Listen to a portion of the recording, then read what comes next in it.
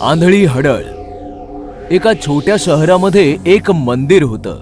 मंदिरासमोर एक आंधळी म्हातारी भिकारी राहायची. मंदिरात येणारी जाणारी माणसं त्या भिकारणीसमोर सिक्के टाकायचे. पण ती आंधळी म्हातारी नव्हती, तर एक हडळ होती. आंधळी हडळ दिवसभर मंदिराच्या समोर आंधळी भिकारीण म्हणून बसायची आणि रात्री ती भयानक हडळ बनायची. ज्या लोकांनी तिच्या समोर शिक्के टाकलेले असायचे, शिक्क्यांचा वास घेऊन त्या माणसांचा गंध पकडायची आणि त्या वासावरून ती त्यांच्या घरी पोहोचून त्यांना मारून खायची. कोण आहेस तू? हडळे, सुवासिनींच्या बांगड्या तोडते, पुरुषांना कच्च खाऊन टाकते. अशा प्रकारे आंधळी हडळ दिवसभर भिकारीण बनून सिक्के जमा करत होती आणि रात्री शिक्क्यांच्या आधारे लोकांना पकडून खात राहायची. असेच दिवस चालले होते. आंधळी हडळ अजून जास्त म्हातारी होऊ लागली आणि तिला भविष्याची चिंता सतावू लागली. दिवसेंदिवस म्हातारी होत चालले. म्हातारी आहेच, बरोबर आंधळीही आहे. 2 डोळे असते तर म्हातारपणाचा आधार झाला असता. आता तर डोळे नसल्यामुळे शिकार पण माझ्या हातातून निसटून पळून जाते. हडळ असा विचार करतच होती की तेवढ्यात तिच्या समोर एका सज्जनाने बरंचसं खाणं आणि बरेचसे पैसे ठेवले. माताजी, आज मी 80 वर्षांचा झालोय. वाढदिवस आहे माझा. अजून काही पाहिजे असेल तर सांग. माझी माणसं इकडेच बाजूलाच उभी आहेत. असं म्हणताच तो सज्जन गृहस्थ निघून गेला. तो गृहस्थ शहरातील नामांकित उद्योजक राहुल असा होते. रात्रीची वेळ झाली. संपूर्ण परिसर शांततेत गडला आणि म्हातारी भिकारीण भयानक हडळ बनली. राहुल असाने दिलेले शिक्के उचलून त्यांचा वास घेऊ लागली. वासावरनं तर बराच म्हातारा वाटतोय. माझ्यापेक्षाही म्हातारा. काय पण नशीब आहे. आता या म्हाताऱ्याची हाडं सगळावी लागतील. चला, वासावरून म्हाताऱ्याचं घर शोधायचंय. मग काय, पडत धडत ती आंधळी हडळ राहुलसाचं घर शोधू लागली. तिला काहीही दिसत नव्हतं. फक्त राहुलसाच्या वासाच्या दिशेने ती पुढे चालली होती. एका गटाराचं झाकण उघडं होतं. हडळ गटारामध्ये पडली. मेले मेले, सत्यानाश हो या शहराचा. हडळ बऱ्याच प्रयासाने बाहेर आली आणि चालत चालत राहुलसाच्या घरी पोहोचली. वासावरनं तर वाटतंय हेच घर आहे. आणि हे काय? हा दुसरा वास कसलाय? हडळ कानात प्राण आणून गोष्टी ऐकू लागली तर राहुलसा डॉक्टरांसोबत बोलत होते. डॉक्टर साहेब, 80 वर्षांचा झालोय मी. आता माझा काय भरोसा? माझी इच्छा आहे मेल्यानंतर माझे डोळे दान करावेत. ग्रेट, मी आताच सगळ्या फॉर्मॅलिटीज पूर्ण करतो.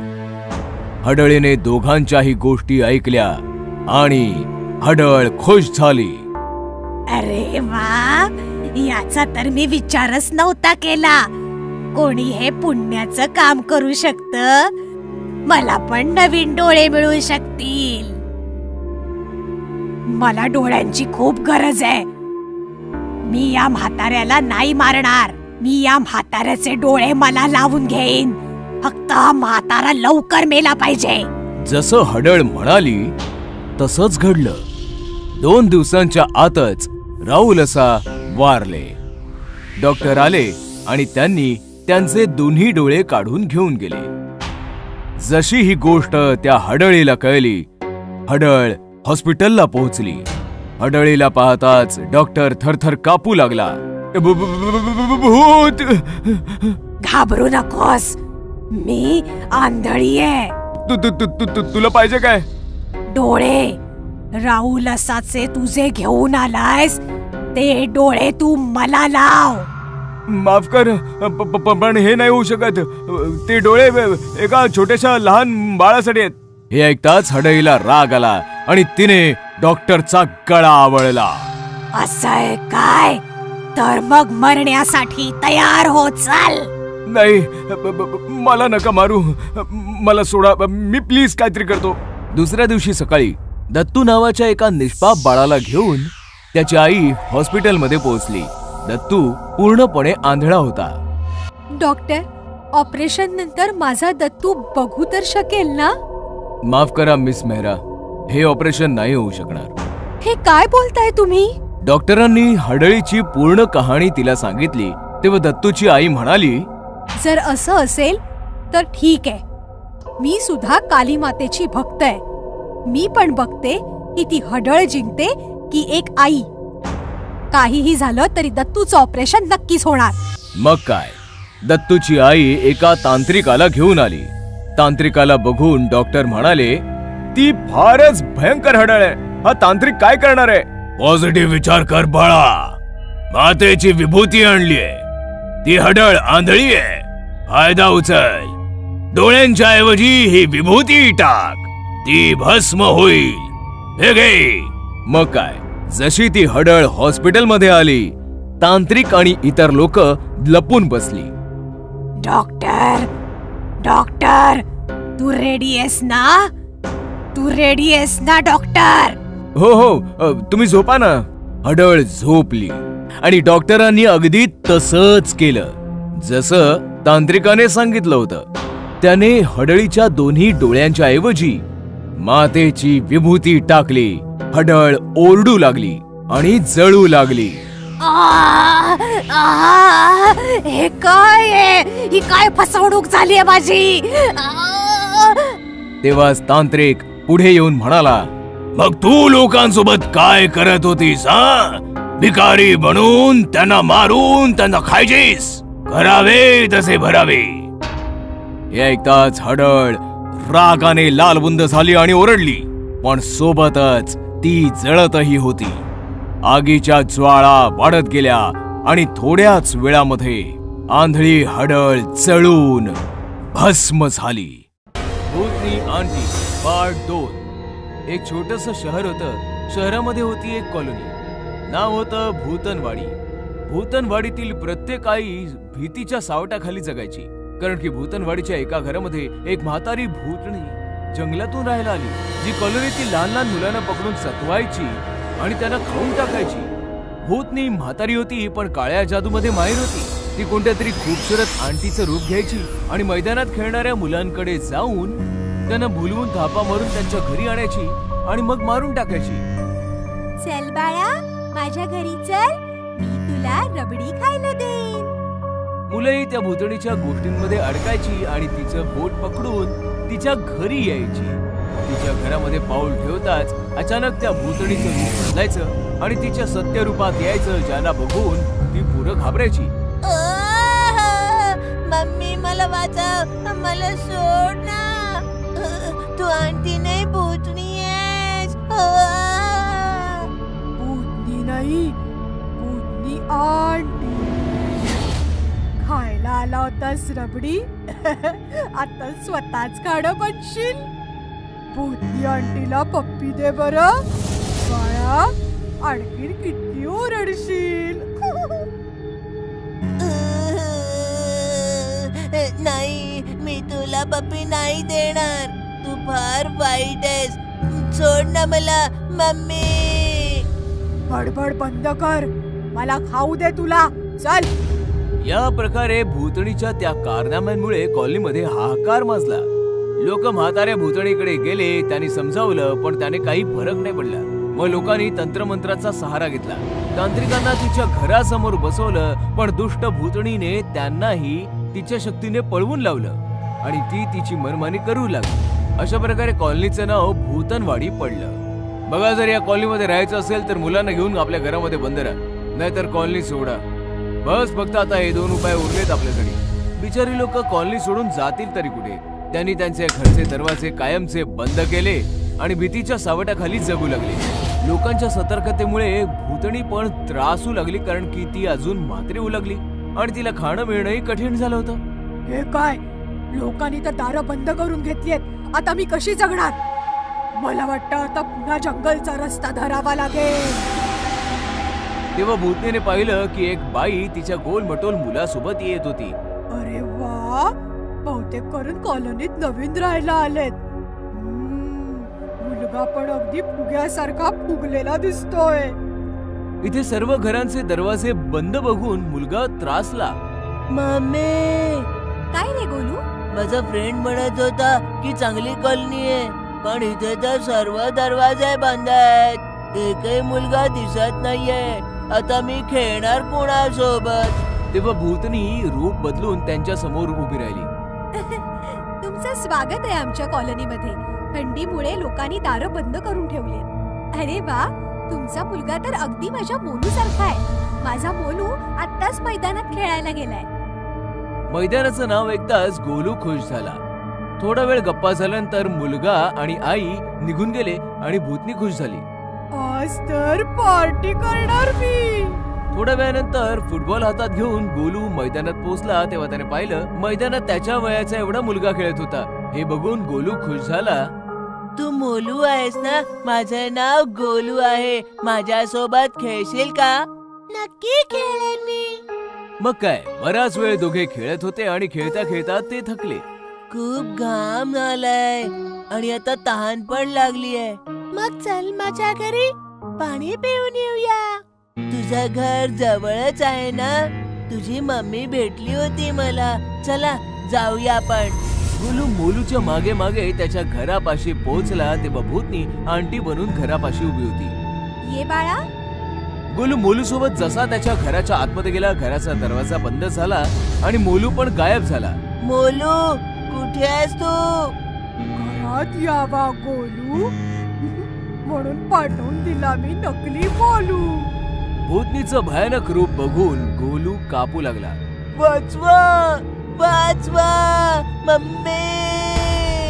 प्यायला आला होतास पाणी, आता माझी तहान भागवशील. भूतनी आंटीला पप्पी देऊन टाक. आता आणखीन किती ओरडशील? प्लीज मला नका मारू. मी माझ्या मम्मीचा एकुलता एक मुलगा आहे. आईचा एकुलता एक मुलगा, जसा कापूस हलका फुलका.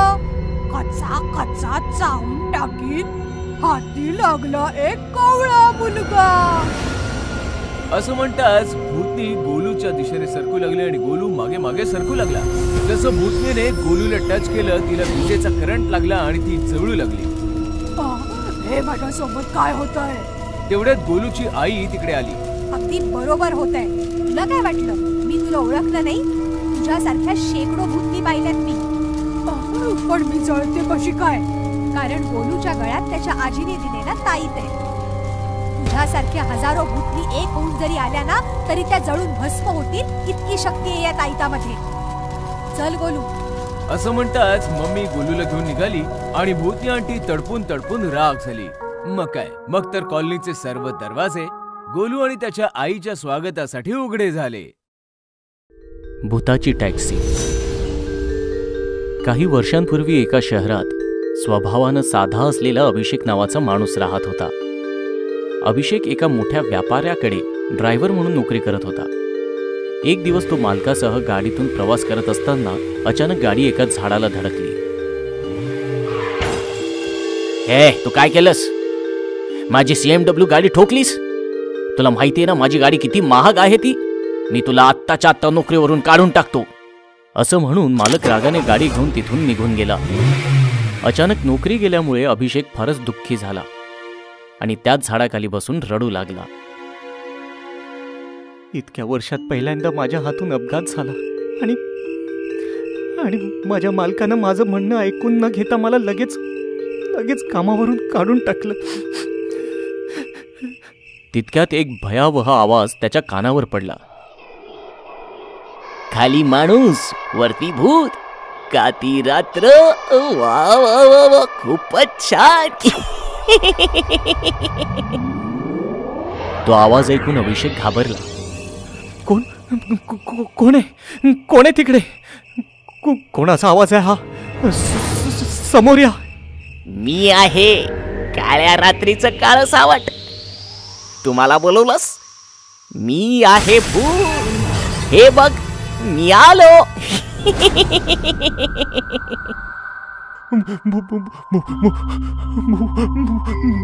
भूत? पिंपळाच्या झाडावरून भूत नाही तर का आंबे येणार?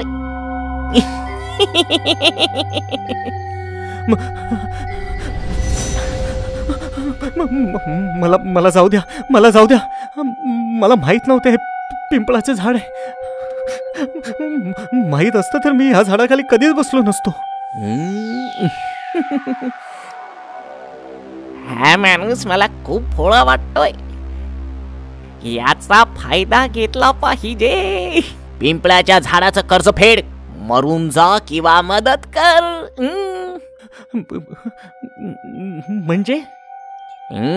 म्हणजे मी तुला आत्ताच खाऊन टाकीन. किंवा आपण दोघेही एकमेकांची मदत करू. तू माझी मदत कर, मी तुझी मदत करतो. ते कसं काय? मला माहित आहे तुझ्या मालकाने तुला कामावरून काढून टाकलंय. मी तुझी नोकरी तुला पुन्हा मिळवून देईन. त्या बदल्यात तू माझी भूक भागव.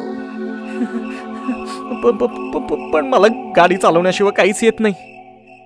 ठीक आहे, मग मी तुझी टॅक्सी बनतो. तू दिवसभर टॅक्सी चालव आणि पैसे कमाव. आणि मी रोज रात्री एका प्रवाशाचं भक्षण करणार. मी नाही करू शकत हे. मग मी तुला आत्ताच खाऊन टाकतो. कुठे फसलो मी? याला मला होकार द्यावाच लागेल, नाहीतर हे भूत मला आत्ताच खाऊन टाकेल. ठीक आहे, मला मान्य आहे. आता तू चालवणार भूताची टॅक्सी आणि मी प्रवाशांना खाणार. दुसऱ्या दिवसापासून अभिषेक भूताची टॅक्सी चालवू लागला.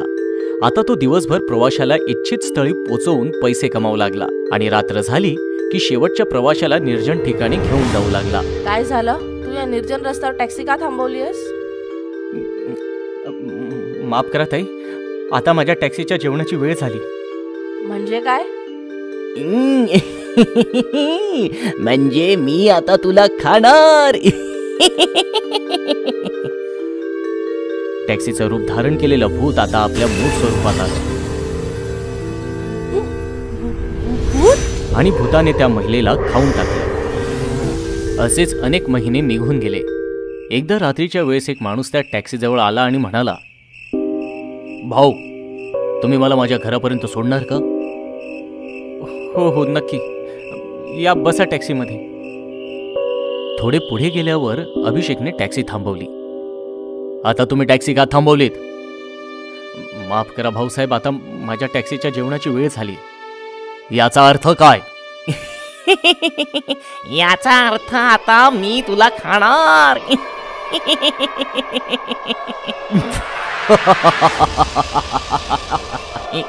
तू का हसतोयस? कारण तू माझे काम अधिक सोपे केलेस. काही दिवसांपूर्वी मला भूताच्या टॅक्सीविषयी माहिती मिळाली होती. तेव्हापासून मी तुझा शोध घेत होतो. पण मी एक भूत आहे, मी तुला खाणार आहे. आणि मी भूत हंटर आहे, मी तुला मारून टाकणार. भूत हंटर ऐकल्यावर ते भूत घाबरलं. भूत हंटर, प्लीज मला जाऊ द्या. मी इथून पुढे कुठल्याही मनुष्याला नाही खाणार. मात्र भूत हंटरने त्याचं काहीच ऐकलं नाही आणि त्याने भूतावर एक शक्तिशाली मंत्र फेकलं. भूताची टॅक्सी, भूताची टॅक्सी, प्रवाशांना खाऊन टाकणारी भूताची टॅक्सी, भूताची टॅक्सी, अदृश्य हो भूताची टॅक्सी, अदृश्य हो भूताची टॅक्सी. भूत हंटरच्या मंत्र जपामुळे भूताने घाबरून तिथून पळ काढला आणि अचानक अभिषेक जोरजोरात रडू लागला.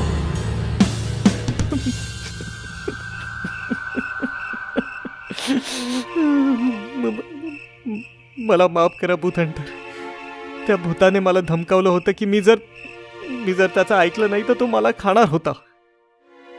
मला माहित आहे ही भूतं खूपच चतुर असतात, म्हणून मी तुला काही नाही म्हणणार. तू जाऊ शकतोस. अशा तऱ्हेने भूत हंटरने भूताच्या टॅक्सीचे रहस्य नष्ट केले आणि अभिषेकला सुद्धा त्या भूताच्या जाळ्यातून मुक्त केलं. चेटकिणीचं लग्न. एका शहरात एक मॉल होता. काही कारणास्तव तो 2 वर्ष बंद होता. त्या मॉलमध्ये एक भयंकर चेटकीण राहायला आली होती. मला वाटतंय माझी शक्ती दिवसेंदिवस कमकुवत होत चालली आहे. मला काळ्या राणीची पूजा करावी लागेल. चेटकीण रात्रंदिवस पूजा करून काळ्या राणीला प्रसन्न करण्याचा प्रयत्न करत होती. रात्र काळी काळी आणि दिवस सुद्धा काळा काळा. काळ्या राणीच्या नावाची जपते मी काळी काळी माळा. 2 महिने पूजा केल्यावर काळी राणी प्रसन्न होऊन चेटकिणीला दर्शन देते. रात्र राहील काळी, दिवसही राहील काळा. बोल तू काळ्या राणीची का जपतेस माळा. काळ्या राणी, मी दिवसेंदिवस म्हातारी होत आहे. मी शक्तिहीन होत आहे. मला असा मार्ग सांग म्हणजे मी तरुण होईल, शक्तिशाली होईल. ठीक आहे, तू लग्न कर, पण कोणत्याही भूताशी नव्हे तर माणसाशी कर. लग्नाच्या पहिल्या रात्री त्याला मारून टाक. मग तू तरुण होशील, शक्तिशाली बनशील. ठीक आहे राणी, तुझी काळी सावली अशीच माझ्यावर ठेव. काळ्या राज्याचा जय जयकार असो. आशीर्वाद देऊन काळी राणी तिथून निघून जाते आणि चेटकीण नवरा मुलगा शोधू लागते. काय यार राहुल, तू लग्न कधी करणार आणि आम्हाला पार्टी कधी देणार? एखादी चांगली मुलगी भेटली पाहिजे. मी तुझी काळजी दूर करतो. तुझा मोबाईल दे. हे घे. ह्यात मी डेटिंग ॲप डाउनलोड केला आहे आणि तुझी प्रोफाईल सुद्धा अपलोड केली आहे. बघ, आता मुलींची लाईन लागेल. अरे यार, हे बघ, कोणत्या तरी ईशा नावाच्या मुलीचा मेसेज आला आहे आणि तिने मला डेटवर सुद्धा बोलावलं आहे. तुला कुठे बोलावलंय? City mall. अरे मित्रा, तुला तिथे खूप प्रायव्हसी मिळेल. तो मॉल 2 वर्षांपासून बंद आहे. मी निघतो आता. राहुल त्याच्या कारने सिटी मॉलला पोहोचतो. मॉल समोर ईशा त्याची वाट पाहत आहे. हाय ईशा. नाही, मी लग्नाआधी कोणत्याही पुरुषाला हात लावू शकत नाही. जशी तुमची इच्छा, पण तुम्ही मला या मॉलमध्ये का बोलावलं? आपण एखाद्या मोठ्या हॉटेलमध्ये सुद्धा भेटू शकलो असतो. हा मॉल माझ्या वडिलांचा आहे. हॉटेलमध्ये खूप गोंगाट असतो ना, लोक असतात. मला तिथे कम्फर्टेबल वाटत नाही. मला प्रायव्हसी हवी होती. ठीक आहे, काही हरकत नाही. चल आज जाऊयात. दोघे मॉल मध्ये येतात. हा मॉल का बंद आहे? माझ्या वडिलांचे खूप व्यवसाय आहेत. ते एकटे हा मॉल नाही सांभाळू शकत. पण आता हा मॉल पुन्हा सुरू करायचा आहे. मी त्यांची एकुलती एक मुलगी आहे, त्यामुळे माझ्याशी जो लग्न करेल त्याला हा मॉल मिळेल. खरंच? माझी घुसमट होत आहे. आता मी या नकली रूपात जास्त काळ राहू शकत नाही. मला लग्नासाठी लवकरच प्रपोज केलं पाहिजे. काय विचार करतेस ईशा? राहुल, तू माझ्याशी लग्न करशील का? हे ऐकून राहुल खुश झाला आणि त्याने ईशाचे दोन्ही हात धरले. हो ईशा, मी तुझ्याशी लग्न करेन. राहुल, तू हे काय केलंस? काय झालं? राहुलने तिचा हात पकडताच ईशा चेटकिणीचं रूप धारण करते ईशाचे हे रूप पाहून राहुल थरथर कापायला लागतो. चेटकीन. हो, मी चेटकीण आहे. मला तुझ्याशी लग्न करायचं आहे. तू माझ्याशी लग्न केलंस तर तुला हवं ते मिळेल. पैसा, गाडी, बंगला, सर्व काही. आणि जर तू नकार दिलास तर मी तुला मारून टाकीन. मी तुझ्याशी लग्न नाही करणार, जातोय मी. असं म्हणत राहुल धावू लागतो. बाहेर येऊन गाडी वेगाने पळवू लागतो. थोड्या अंतरानंतर बरं झालं वाचलो. मग त्याला आवाज येतो. राहुल. राहुल पाहतो तर त्याच्या शेजारी एक चेटकीण बसलेली असते. राहुल जोरात ओरडतो आणि त्याची कार एका ट्रकला धडकते. चेटकीण हसत हसत आकाशात उडून जाते. अशा प्रकारे डेटिंग ॲप्सचा वापर करून चेटकीण अनेक मुलांना आपल्या जाळ्यात फसवते आणि त्यांनी नकार दिल्यास त्यांना मारून टाकते. एके दिवशी सुशांत नावाचा मुलगा चेटकिणीला भेटायला येतो. चेटकीण तिचं रूप बदलून त्याला भेटते. हाय ईशा. माफ करा, मी लग्नाआधी परपुरुषाला हात लावत नाही. ईशा, मला माहित आहे तू ईशा नाहीयेस, तू चेटकीण आहेस. ईशा तिच्या खऱ्या रूपात येते. तरीही तू मला घाबरत नाहीस? नाही, कारण मला तुझ्याशी लग्न करायचं. पण का? माझ्या कुंडलीत दोष आहे.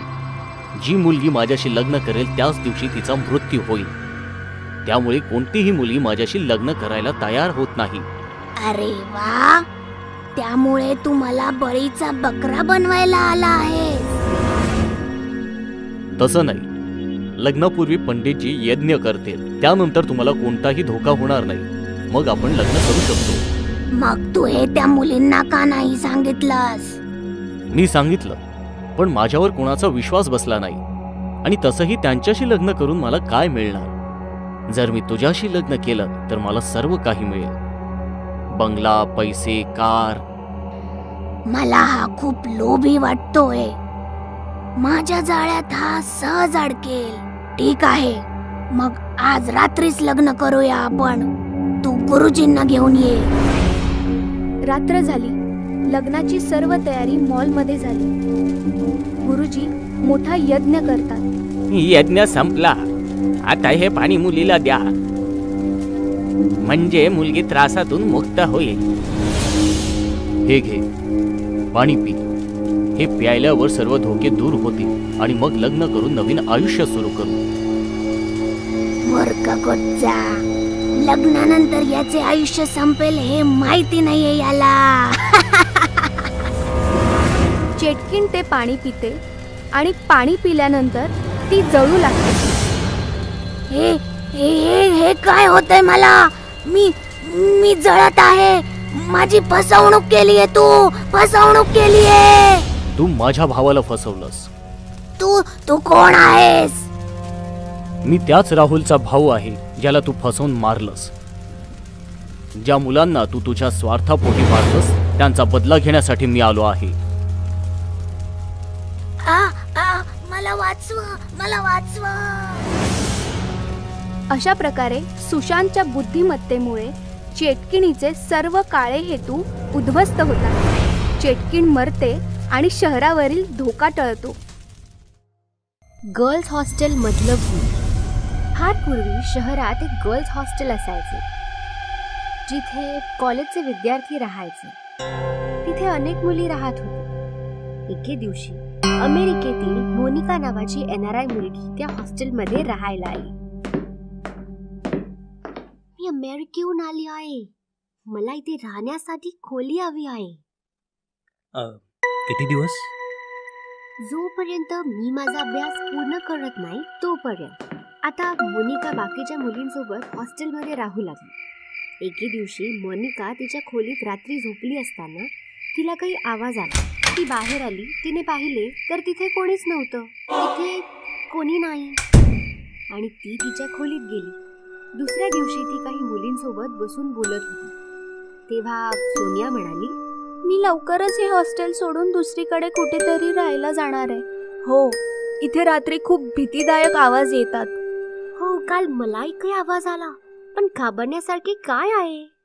तुला नाही माहिती का?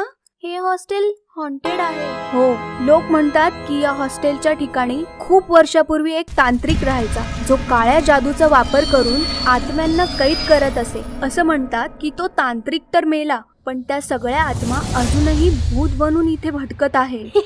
काय म्हणताय? तांत्रिक आत्मा आणि झपाटलेले? हे खरं आहे मोनिका. आम्ही सगळे इथून जाणार आहोत. तू पण आमच्या सोबत चल. भूत असं काही नसतं, म्हणूनच मी कुठेही जाणार नाही. अशा प्रकारे मोनिकाने इतर मुलींच्या बोलण्याची खिल्ली उडवली. त्याच रात्री मोनिका तिच्या खोलीत झोपली असताना तिला बाहेरून कसला तरी आवाज आला आणि ती उठून बसली. ते भूत पुन्हा आलेली दिसते. खोलीतून बाहेर आल्यावर तिला कोणीच नसल्याचे दिसले. ते भूत मला घाबरले असे दिसते. एवढं बोलून मोनिका दरवाजा बंद करू लागली. तेवढ्यात तिला दूरवर एक सावली दिसली. ही कुणाची सावली आहे? ती सावलीच्या मागे जायला लागली. जशी ती सावलीकडे सरकत होती तशी सावलीही तिच्यापासून दूर जात होती. मग अचानक सावली खूप मोठी झाली. ही सावली खूप मोठी झाली आहे, पण ही सावली आहे कुणाची? असा विचार करत ती सावलीकडे धावू लागली. धावत धावत ती हॉस्टेलच्या गच्चीवर आली. गच्चीवर आल्यावर सावली गायब झाली. ही सावली कुठे गायब झाली? जाऊ दे, तिला जिकडे जायचं तिकडे ती गेली. जाऊ दे, मी आता झोपायला जाते. आणि पुन्हा एकदा मोनिका हॉस्टेलमधल्या रात्रीच्या गजबजाटाकडे दुर्लक्ष करून खोलीत येऊन झोपी गेली. दुसऱ्या दिवशी ती हॉस्टेलमध्ये काही मुलींसोबत बसली असताना सोनिया म्हणाली, मोनिका, आम्ही एक नवीन हॉस्टेल पाहिले आहे. उद्या सकाळी आपण सगळे तिकडे शिफ्ट होऊया. काय? तुम्ही खरंच हे हॉस्टेल सोडत आहात का? हो, इथे राहिलो तर ते भूत आपल्याला मारून टाकेल. मी तुला किती वेळा सांगितले आहे की हे भूत सारखे काय नाही, पण तुम्ही लोक माझं ऐकतच नाहीये. मोनिका, आम्हाला ते सर्व नाही माहिती. उद्या सकाळी आपण इथून निघणार आहोत. तुझं मन झालं तर तू पण येऊ शकतेस. त्या रात्री पुन्हा एकदा मोनिका तिच्या खोलीत झोपली होती. नंतर खूप मोठे आणि भयानक भूत तिच्याकडे आले. मोनिका, बघ, तुला भेटायला कोण आलंय? कोण आहे? अचानक समोर एवढं भीतीदायक भूत पाहून मोनिका घाबरते. तू कोण आहेस? आणि माझ्या खोलीचा दरवाजा बंद होता. तू आत कसा आलास? मी भूत आहे आणि कुठलाही दरवाजा आम्हा भूतांना थांबवू शकत नाही.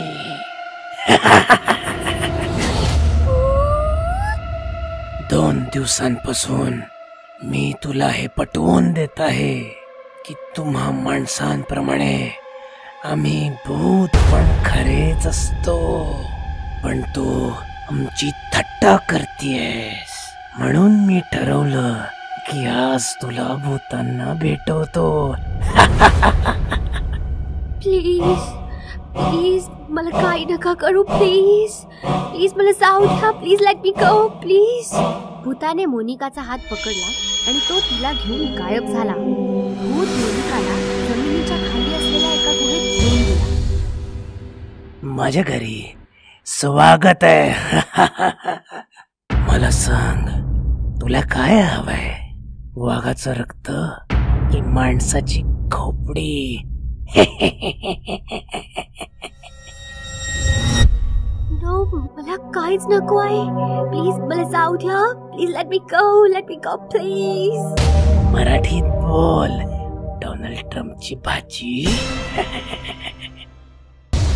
माझ्याकडून खूप मोठी चूक झाली आहे.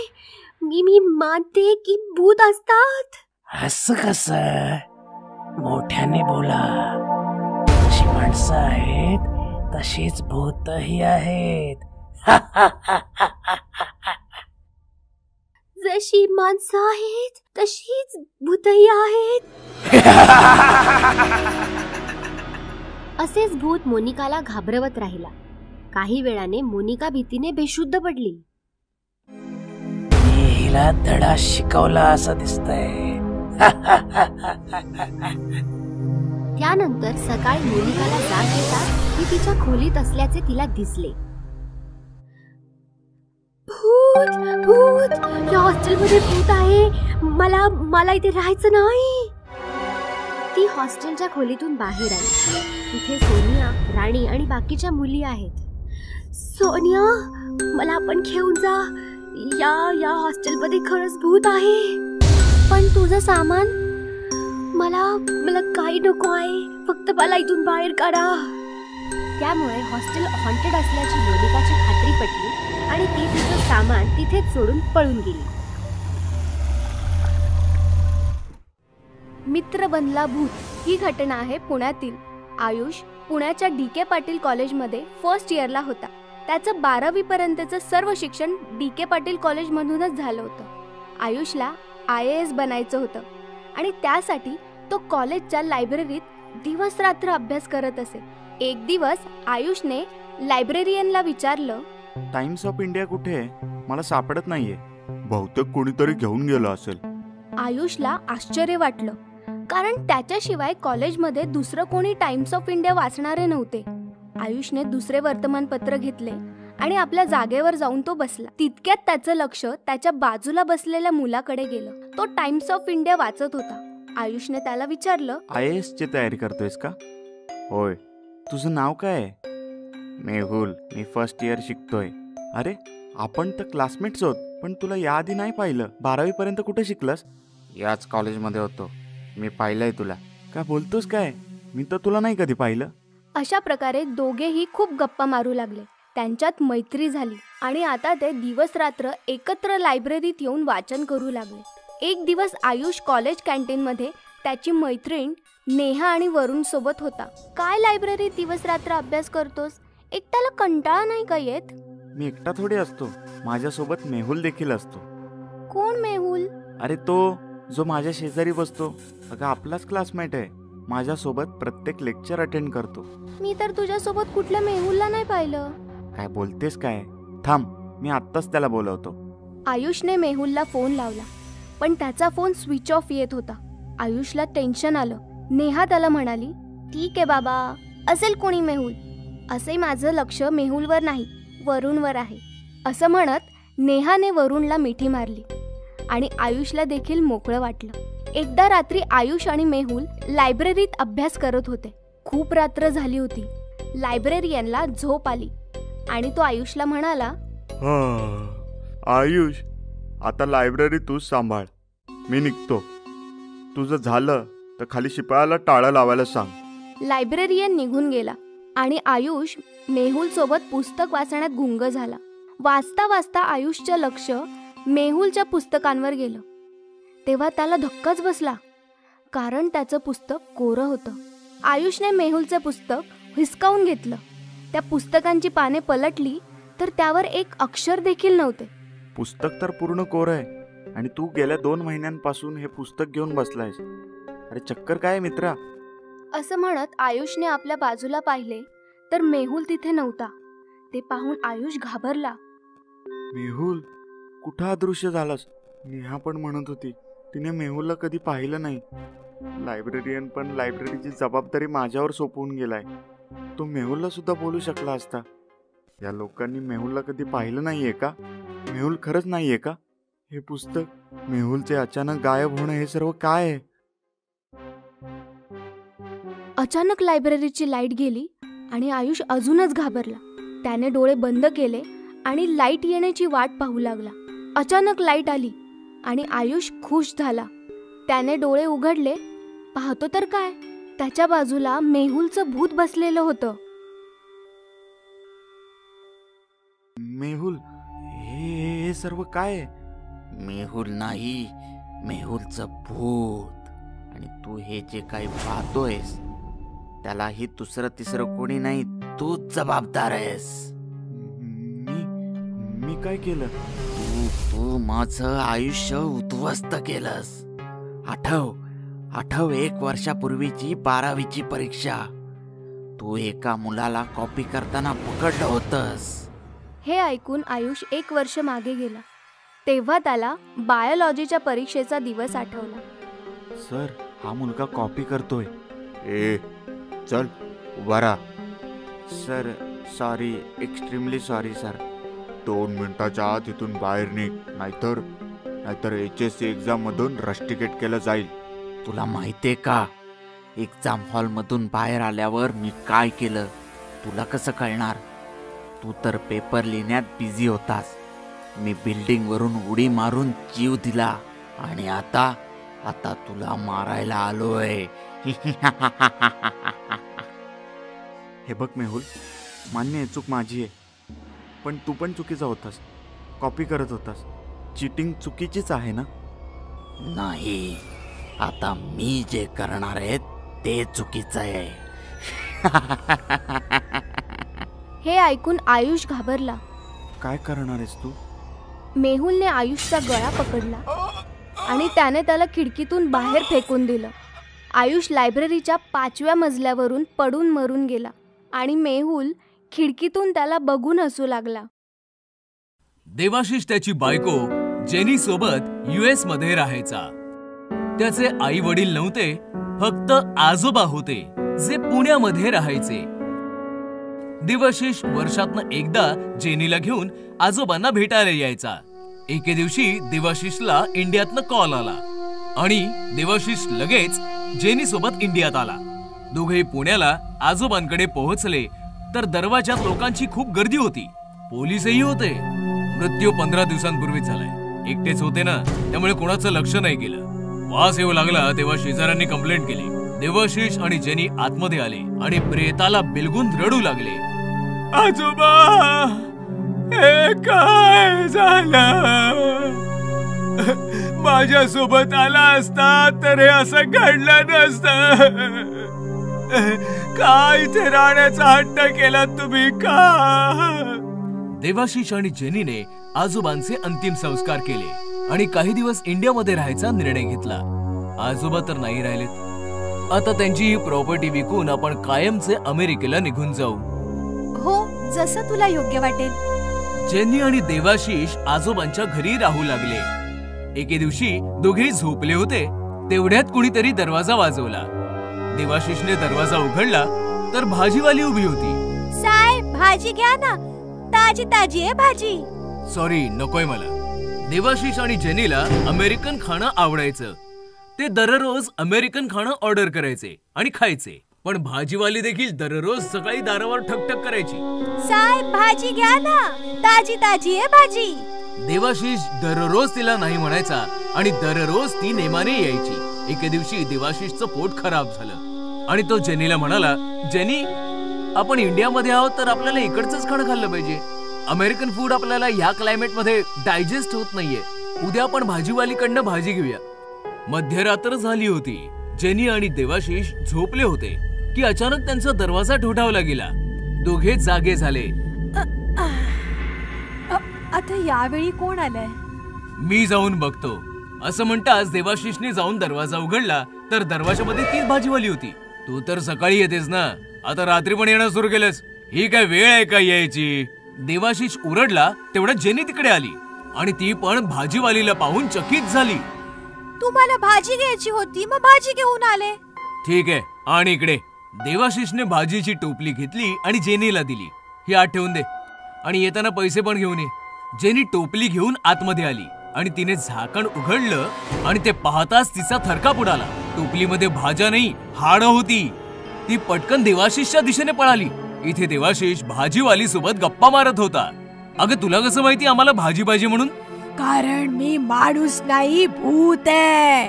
अचानक भाजीवाली भयानक भूत बनली.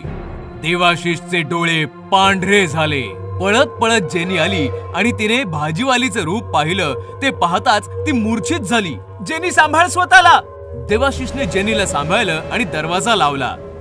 भाजीवाली भूतणी हसत हसत गायब झाली. जेनीला घेऊन देवाशिष थरथरत आत आला. त्याने जेनीला सोफ्यावर बसवलं.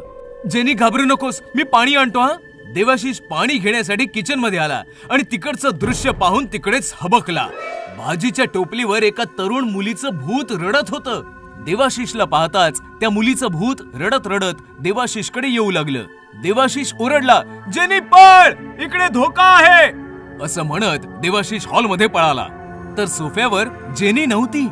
जेनी, कुठे आहेस तू? तेवढ्यात देवाशिषला एका रूम मधून ओरडण्याचा आवाज आला. देवाशिष थरथरतच त्या रूमच्या दिशेने गेला. तेव्हा त्याने पाहिलं भाजीवालीचं भूत जेनीकडनं जमीन खोदून घेत होतं. खोद खोद, आणखीन खोल खोद. अचानकपणे देवाशिषला मागून कोणीतरी धक्का दिला. तो रूम मध्ये आला. त्याने मागे वळून पाहिलं तर मागे तरुण मुलीचं भूत उभं होतं. आलास काय तू? तू पण खोद. तुम्ही दोघी कोण आहात? आम्ही तुमचं काय बिघडवलंय? आधी खोदा तर खरं, सगळं काही समजेल. देवाशिष आणि जेनी रडत रडत रूम खोदू लागले. खोलवर खोदल्यानंतर 2 सापळे बाहेर आले. ते सापळे पाहिल्यावर दोघेही घाबरले. हे सापळे कोणाचे आहेत? इकडे कसे आले? हा सापळा माझा आहे आणि हा सापळा माझ्या मुलीचा. आम्ही मेलेलो, आम्हाला मारून इथे पुरून टाकलं. मारून टाकलं होतं तुझ्या आजोबांनी. खोटं, हे सगळं खोटं आहे. खोटं वाटत असेल तर माझ्या या मुलीला विचार, जी रडत बसलीये. माझी मुलगी तुझ्या आजोबांकडे भाजी विकायला आली होती. तेव्हा त्याने तिच्या बरोबर जबरदस्ती केली आणि मी जेव्हा तिला वाचवायला आले तेव्हा त्याने माझ्या सोबत पण जबरदस्ती केली आणि आम्हाला मारून इथे पुरून टाकलं.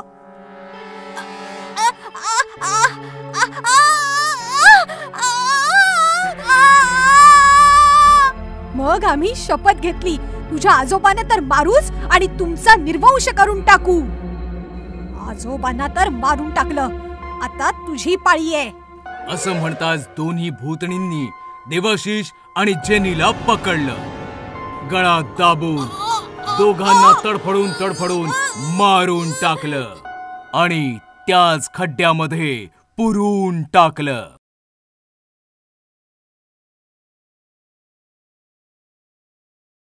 देवाशिष त्याची बायको जेनी सोबत US मध्ये राहायचा. त्याचे आई वडील नव्हते, फक्त आजोबा होते जे पुण्यामध्ये राहायचे. देवाशिष वर्षातनं एकदा जेनीला घेऊन आजोबांना भेटायला यायचा.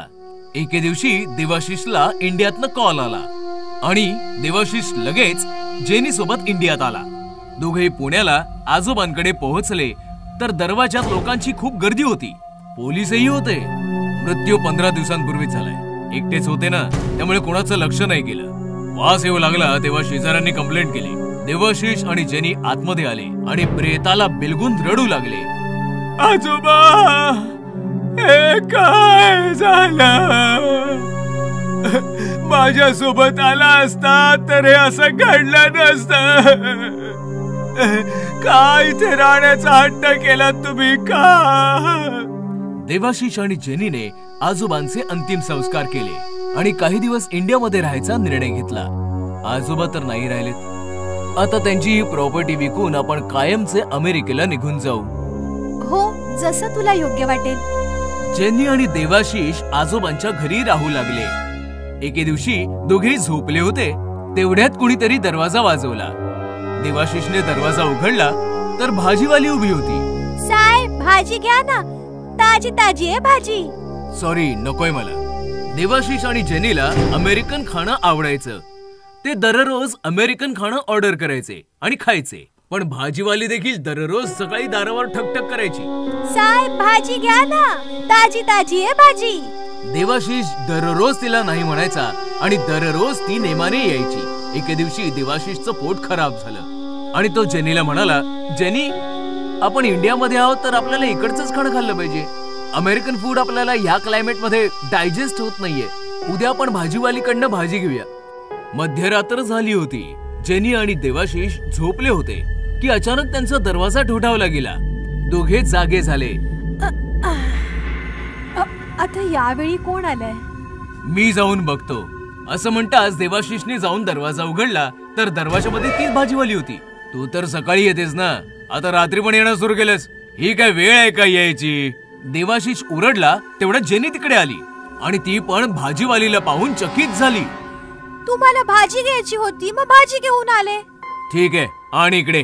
देवाशिषने भाजीची टोपली घेतली आणि जेनीला दिली. ही आत ठेवून दे आणि येताना पैसे पण घेऊन ये. जेनी टोपली घेऊन आतमध्ये आली आणि तिने झाकण उघडलं आणि ते पाहताच तिचा थरकाप उडाला. टोपलीमध्ये भाज्या नाही, हाडं होती. ती पटकन देवाशिषच्या दिशेने पळाली. इथे देवाशिष भाजीवाली सोबत गप्पा मारत होता. अगं तुला कसं माहिती आम्हाला भाजी म्हणून? कारण मी माणूस नाही, भूत आहे. अचानक भाजीवाली भयानक भूत बनली. देवाशिषचे डोळे पांढरे झाले. पळत पळत जेनी आली आणि तिने भाजीवालीचं रूप पाहिलं. ते पाहताच ती मूर्छित झाली. जेनी सांभाळ स्वतःला. देवाशिषने जेनीला सांभाळलं आणि दरवाजा लावला. भाजीवाली भूतणी हसत हसत गायब झाली. जेनीला घेऊन देवाशिष थरथरत आत आला. त्याने जेनीला सोफ्यावर बसवलं. जेनी घाबरू नकोस, मी पाणी आणतो हा. देवाशिष पाणी घेण्यासाठी किचन मध्ये आला आणि तिकडचं दृश्य पाहून तिकडेच हबकला. भाजीच्या टोपलीवर एका तरुण मुलीचं भूत रडत होतं. देवाशिषला पाहताच त्या मुलीचं भूत रडत रडत देवाशिषकडे येऊ लागलं. देवाशिष ओरडला, जेनी पळ, इकडे धोका आहे. असं म्हणत देवाशिष हॉलमध्ये पळाला. तर सोफ्यावर जेनी नव्हती. जेनी, कुठे आहेस तू? तेवढ्यात देवाशिषला एका रूम मधून ओरडण्याचा आवाज आला. देवाशिष थरथरतच त्या रूमच्या दिशेने गेला. तेव्हा त्याने पाहिलं भाजीवालीचं भूत जेनीकडनं जमीन खोदून घेत होतं. खोद खोद, आणखीन खोल खोद. अचानकपणे देवाशिषला मागून कोणीतरी धक्का दिला. तो रूम मध्ये आला. त्याने मागे वळून पाहिलं तर मागे तरुण मुलीचं भूत उभं होतं. आलास काय तू? तू पण खोद. तुम्ही दोघी कोण आहात? आम्ही तुमचं काय बिघडवलंय? आधी खोदा तर खरं, सगळं काही समजेल. देवाशिष आणि जेनी रडत रडत रूम खोदू लागले. खोलवर खोदल्यानंतर 2 सापळे बाहेर आले. ते सापळे पाहिल्यावर दोघेही घाबरले. हे सापळे कोणाचे आहेत? इकडे कसे आले? हा सापळा माझा आहे आणि हा सापळा माझ्या मुलीचा. आम्ही मेलेलो. आम्हाला मारून इथे पुरून टाकलं. मारून टाकलं होतं तुझ्या आजोबांनी. खोटं, हे सगळं खोटं आहे. खोटं वाटत असेल तर माझ्या या मुलीला विचार, जी रडत बसलीये. माझी मुलगी तुझ्या आजोबांकडे भाजी विकायला आली होती. तेव्हा त्याने तिच्या बरोबर जबरदस्ती केली आणि मी जेव्हा तिला वाचवायला आले तेव्हा त्याने माझ्या सोबत पण जबरदस्ती केली आणि आम्हाला मारून इथे पुरून टाकलं.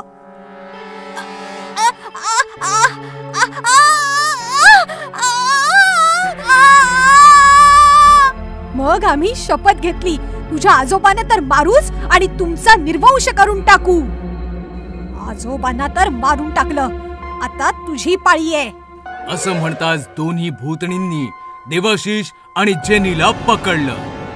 गळा दाबून दोघांना तडफडून मारून टाकलं आणि त्याच खड्ड्यामध्ये पुरून टाकलं. नवरी बनली डायन पार्ट 2. गोष्ट आहे अमेठीची. मालती तिचा जवान मुलगा रघु सोबत राहायची. मालती विधवा होती आणि तिने एकटीनेच रघुचं पालन पोषण केलं होतं. तरी पण रघुला मालती आवडत नव्हती. याच गोष्टीमुळे मालती दिवस रात्र दुःखी असायची. कुठे चाललायस रघु? मी कुठे जाईन, तुला त्याचं काय? तू तुझ्या लिमिट मध्ये राहा. खरं तर मालती रघुची खरी आई नव्हती, ती सावत्र आई होती. रघु 5 वर्षांचा होता तेव्हा त्याची आई वारली आणि त्याच्या बेवड्या बापाने मालतीशी लग्न करून तिला घरी आणलं. पती बेवडा होता, पैशांची चणचण होती, म्हणूनच सुरुवातीला मालतीने रघुचं फार पालन पोषण नाही केलं. याच गोष्टीचा फायदा उचलून रघुच्या आत्याने रघुचे कान भरले. रघु बाळा, खीर आणलीये, चल खाऊन घे. आई आई ग, माझा पोरगा किती वाळून गेलाय. सावत्र आई नक्कीच जेवायला देत नसणार. काय करणार, सावत्र आया असतातच तशामुळे. पिक्चर मध्ये बघितलंय ना, सांभाळून राहा त्या जखिणीपासनं. आत्या सतत विष कालवत राहिली आणि काही दिवसातच रघुला मालतीचा तिरस्कार वाटू लागला. कमकुवत बेवड्या बापाचं एकदम निधन झालं आणि रघु मालतीपासनं खूप दुरावला. पण मालतीचं रघुवर तिच्या जीवापाड प्रेम होतं. तिने चहाचं दुकान उघडून रघुचं पूर्ण पालन पोषण केलं. हळूहळू परिस्थिती बदलली, पण रघु मात्र काही बदलला नाही. तो मालतीचा तिरस्कारच करू लागला. याच आठवणी आठवून मालती रडत होती आणि तेवढ्यात रघुचा फोन आला. मालती फोनवर रघु सोबत बोलली तर ती हैराण झाली, कारण की रघु कोण्या मुलीसोबत लग्न करून आला होता. तेव्हा रघुची आत्या आली. अगं मालती, आपला रघु बायकोला घेऊन येतोय. नुसती बघत उभी काय राहिलीस? नव्या नवरीच्या स्वागताची तयारी कर. मालतीने काही न सांगता पटापट सगळ्या तयारी केल्या. दरवाजाच्या मधोमध तांदळाने भरलेलं एक मापटं ठेवलं. गृहप्रवेशाच्या सर्व तयाऱ्या झाल्या. अर्ध्या तासानंतर रघु त्याची बायको घेऊन आला. बायको खूपच सुंदर होती. बाळा, हे मापटं ठेवलंय ते उलाट आणि आत ये. आत्या आणि रघु गप्पा मारण्यात दंग होते, तर मालती मुलीचा गृहप्रवेश करण्यात. नवरीने तिचा उजवा पाय उचलून मापट्याच्या दिशेने वळवला तर तिचा पाय बघून मालतीचं डोकं चक्रावलं. तिचा पाय अगदी उलटा होता. विवाहितेने उलट्या पावलांनी तांदळाचं मापटं उलाटलं आणि मालतीकडे पाहून फार विचित्रपणे हसली. मालती घाबरली आणि घाबरून स्वतःच्या रूम मध्ये गेली. रघुला कळलंच नाही की मालतीला अचानकपणे असं काय झालं. मी म्हटलं होतं ना तुला, या हडळीला तुझ्या लग्नामुळे आनंद झाला नसणार. बिचाऱ्या नव्या नवरीचं स्वागत पण नीट नाही केलं. काही हरकत नाही, मी आहे ना, मी सगळी तयारी केलेली आहे. चल बाळा, तुझ्या खोलीत चल. आत्या नवरीला घेऊन निघाली आणि रघु तिथेच उभ्या उभ्या मालतीच्या रूमकडे रागाने पाहू लागला. अर्धी रात्र उलटली होती. मालती तिच्या रूम मध्ये फार टेन्शन मध्ये होती आणि तेवढ्यात आत्या तिकडे आली. अगे स्वार्थी बाई, नव्या नवरीला तिथेच सोडून पळून आलीस तू? त्या मुलीशी लग्न करून रघुने चांगलं नाही केलं. ती मुलगी नाही, हडळ आहे. हडळ आहे ती. आता तर तू हेच म्हणणार. तुझा प्लॅन फसलाय ना आता. कोणता प्लॅन? तुझ्या भावाच्या मुलीला रघुच्या गळ्यात बांधायचं होतं ना तुला, पण मी असं होऊ नाही दिलं. तुम्ही पहिल्यापासून ओळखता या मुलीला? मुलीला नाही ओळखत मी, पण रघुने भेटवलं होतं मला हिला. प्रेम करतो तो तिच्यावर. मग मी म्हटलं लग्न करून टाका. खूप चुकीचं केलं तुम्ही. रघुचं आयुष्य उद्ध्वस्त केलं. आत्या तिथून रागावून निघून गेली आणि लपून रघुच्या रूमच्या समोर आली. आता बघते मी आत दोघांमध्ये काय मस्ती चाललीये. आत्याने हळूच हाताने दरवाजा तर तो पटकन उघडला. आतमध्ये रघु बिछाण्यावर झोपला होता, पण नवी नवरी मात्र बिछाण्यावर नव्हती. अरे, ही नवी नवरी कुठे निघून गेली? तेव्हा बुवाची नजर वर फॅनवर गेली आणि तिचे डोळे विस्फारले. लग्नाच्या कपड्यात एक भयानक म्हातारी डायन फॅनला उलटी लटकून फिरत होती आणि आत्याकडे पाहून जोर जोरात हसत होती. नाही सोडणार, कोणालाच नाही सोडणार. सगळ्यांना मारून टाकेन. आत्या तिकडनं पळाली आणि सरळ मालतीच्या रूम मध्ये आली. खरंच बोलत होतीस तू. ती मुलगी एक भयानक हडळ आहे. मी तर तिचे उलटे पाय आधीच बघितले होते. मग तेव्हा काही बोलली का नाहीस तू? हे राम, आता काय होणार? काय फायदा? मी सांगितलं जरी असतं तरी तुम्ही माझ्यावर विश्वास ठेवला नसता. ते सगळं सोड आणि हे सांग की रघुला कसं वाचवायचंय. ती हडळ रघुला नाही सोडणार. तुम्ही काळजी नका करू, मी अजून जिवंत आहे. तुम्ही चला, माझ्या बरोबर चला. आत्या आणि मालती पळत पळत रघुच्या रूम मध्ये गेल्या तर डायन रघुच्या छातीवर बसून त्याला चावत होती. रघु जोर जोरात ओरडत होता. लग्न करायचंय, मधुचंद्र करायचंय. बघ तू, आता बघच मी तुला कसं उद्ध्वस्त करून टाकते. आत्या वाचव, मला वाचव आत्या. ते दृश्य फारच भयानक आणि विचित्र होतं. आत्या ते दृश्य बघून मागे झाली आणि रूमचा दरवाजा बाहेरनं बंद करून स्वतःच्या घरी पळाली. आत्या, आत्या वाचव. तुझी आत्या तर पळून गेली रघु, पण तुझी आई आहे. घाबरू नकोस, घाबरू नकोस रघु. डायनने रघुला सोडलं आणि ती उलट्या पावलांनी चालत मालतीच्या दिशेने वळाली. आई सांभाळ, ती तुझ्या दिशेने येते. रघुच्या तोंडून पहिल्यांदा आई शब्द ऐकून मालतीमध्ये जणू 10 हत्तींचं बळ आणि खूप सारी ताकद आली. डायनने तिच्यावर उडी मारली आणि मालतीने फार बहादुरीने तिला चकमा दिला आणि स्वतःला वाचवलं आणि पटकन डायनचे पाय पकडून तिला उलट लटकवलं. डायन तडफडू लागली, जोर जोरात किंचाळू लागली. सोडा, सोडा मला, मारून टाकीन मी, मारून टाकीन सगळ्यांना. सोडा. रघु, रघु पळून जा, रघु पळून जा. रघु, सुरी घेऊन ये, सुरी घेऊन ये रघु. नाही आई, मी तुला सोडून कुठेच नाही जाणार. नाही बाळा, पळून जा. मी हिला आता आणखी नाही सांभाळू शकत. हडळीची ताकद तिच्या पायांमध्ये असते. मला हिचे पाय कापून टाकायचे. हे ऐकताच डायन अजून जोरात किंचाळली. पाय कापू नकोस, पाय नको कापूस माझे, पाय नको कापूस. रघुला समजलं आणि आत्याने बाहेरून बंद केलेला दरवाजा आतून तोडून एक सुरी घेऊन आला. रघुने पटकन डायनचे दोन्ही पाय कापले. डायन कोण्या जनावरासारखी जोरात किंचाळली आणि शांत झाली. डायन मेली होती. मालतीने पटकन डायनचं शरीर जमिनीवर सोडलं. रघुने पटकन त्याच्या आईला मिठी मारली आणि माय लेक हमसून हमसून रडू लागले. रघु, रघु.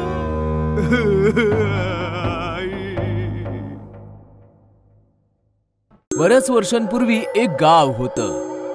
त्या गावात फारच कमी मुली होत्या आणि ह्याच कारणामुळे त्या गावातील बऱ्याच मुलांची लग्न होऊ शकत नव्हती आणि ते सर्व ब्रह्मचारी होते. एका दिवशी त्या गावातील एका मुलाने मंगलने निश्चित केलं की तो दुसऱ्या गावात जाईल आणि तिथल्या एखाद्या मुलीला पसंत करून तिच्याशी लग्न करेल. आई, मी दुसऱ्या गावातून तुझ्यासाठी एक सुंदर अशी सून घेऊन येईन. मंगल दुसऱ्या गावाकडे निघाला खरा आणि चालता चालता तो एका घनदाट जंगलामध्ये पोहोचला. जर मी चांगल्या रस्त्याने गेलो तर मला दुसऱ्या गावात पोहोचेपर्यंत किमान 2 दिवस लागतील आणि मी जंगलाच्या रस्त्याने गेलो तर मी दुसऱ्या गावामध्ये एकाच दिवसामध्ये पोहोचेन. हा विचार करून त्याने जंगलाचा रस्ता धरला. मी त्या गावातल्या सर्वात सुंदर मुलीशी विवाह करेन.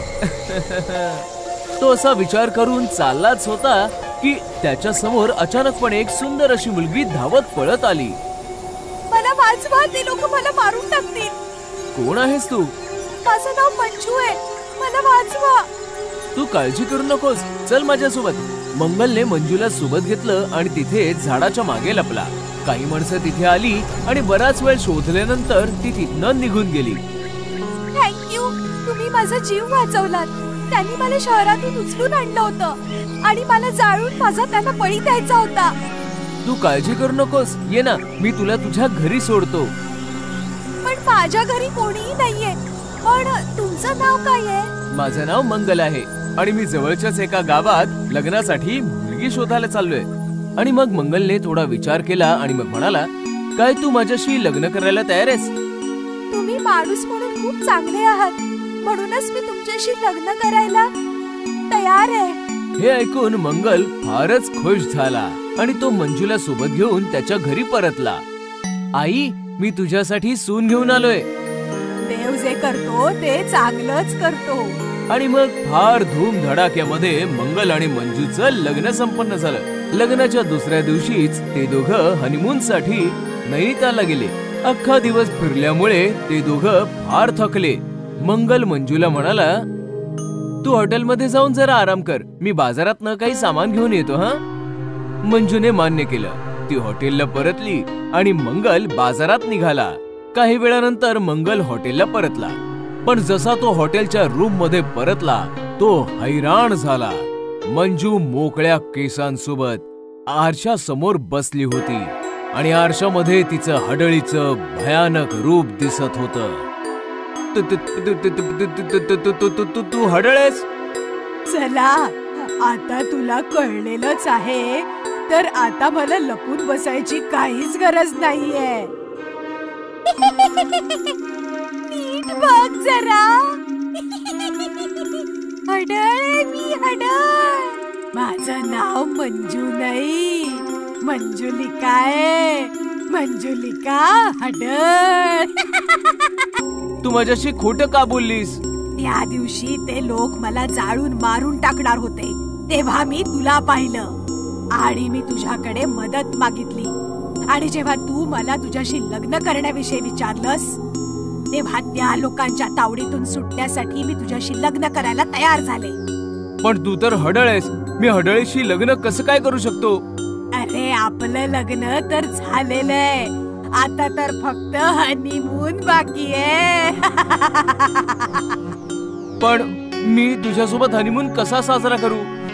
हनीमून तर तुला करावाच लागेल, नाहीतर मी तुला मारून टाकेन. तुझ्याकडे उद्या सकाळपर्यंतचा वेळ आहे. नीट विचार कर. तुला माझ्या सोबत हनीमून करायचंय की मग मरायचंय? अरे, आम्ही कुठे अडकलो? यापेक्षा तर मी गावातील इतर मुलांसारखाच ब्रह्मचारी राहिलो असतो. आता मी या हडळीपासनं कसा वाचणार? तेव्हा त्याला एक आयडिया सुचली. दुसऱ्या दिवशी सकाळी सकाळी त्या हडळीने त्याला विचारलं, मग तू काय ठरवलंस? मरायचंय की हनीमून करायचंय? मी तुझ्यासोबत हनीमून साजरा करायला तयार आहे. खरंच? हो. मंगल तिला हॉटेलपासून दूर एका टेकडीवर घेऊन गेला आणि तिला म्हणाला, तू तुझे डोळे बंद कर, मी तुझ्यासाठी एक गिफ्ट घेऊन आलोय. मला गिफ्ट्स खूप आवडतात. जसं हडळीने डोळे बंद केले, मंगलने पेट्रोलचा कॅन तिच्यावर उलटला. एका माचीसची काडी जाळून तिला हडळीवर फेकली आणि हडळ आगीमध्ये जळू लागली. हे तू काय केलंस? काय केलंस तू? हे तुला मारून टाकलं.